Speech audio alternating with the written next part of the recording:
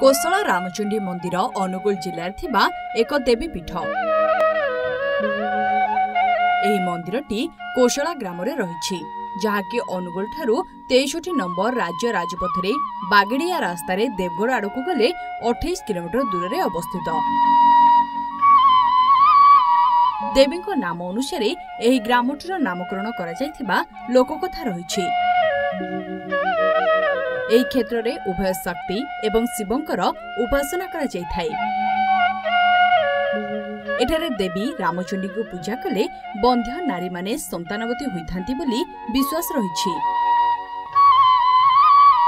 पुरातन मंदिरर मूलदुआ निकट रे एक मंदिर निर्माण करा जायथिला। एही पीठरे पालित दुईटी मुख्य पर्व हेउछि धुलिया पूजा और कादुआली पूजा।